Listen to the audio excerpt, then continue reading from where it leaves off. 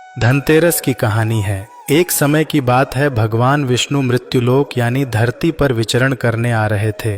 तब लक्ष्मी जी ने भी उनके साथ चलने का आग्रह किया। तब विष्णु जी ने कहा, यदि तुम मेरी बात मान लो तो मैं तुम्हें अपने साथ ले जा सकता हूँ। तब लक्ष्मी जी ने उनकी बात मान ली और विष्णु जी के साथ धरती पर आ गई।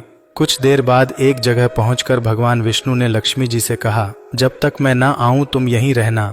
मैं दक्षिण दिशा की ओर जा रहा हूँ, तुम उधर मत आना। विष्णु जी के जाने पर लक्ष्मी जी ने सोचा कि आखिर दक्षिण दिशा में ऐसा क्या है जो मुझे वहां जाने से मना किया गया है, और स्वयं भगवान वहां चले गए। लक्ष्मी जी से नहीं रहा गया और जैसे ही भगवान आगे बढ़े, लक्ष्मी जी भी पीछे पीछे चल पड़ी। कुछ ही आगे जाने पर उन्हें सरसों का एक खेत दिखाई दिया जिसमें खूब फूल लगे थे। सरसों की शोभा देखकर वह मंत्रमुग्ध हो गई और फूल तोड़कर अपना श्रृंगार करने लगी। आगे बढ़ी तो उन्हें एक गन्ने का खेत दिखा। लक्ष्मी जी ने गन्ने तोड़े और उसका रस चूसने लगी। उसी क्षण भगवान विष्णु जी वहां आ गए और उन्होंने लक्ष्मी जी को देखकर उनसे नाराज होकर उन्हें श्राप दे दिया कि मैंने तुम्हें इधर आने को मना किया था, पर तुम नहीं मानी और किसान की चोरी का अपराध कर बैठी। अब तुम इस अपराध के बदले किसान की 12 वर्ष तक सेवा करो। ऐसा कहकर भगवान उन्हें छोड़कर क्षीर सागर चले गए। तब लक्ष्मी जी उस गरीब किसान के घर रहने लगी।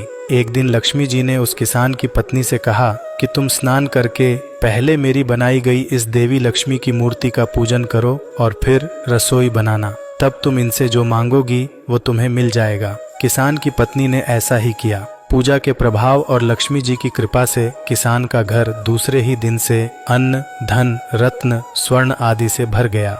लक्ष्मी जी ने किसान को धन धान्य से पूर्ण कर दिया। किसान के 12 वर्ष बड़े आनंद से कट गए। फिर 12 वर्ष के बाद लक्ष्मी जी जाने को तैयार हुई।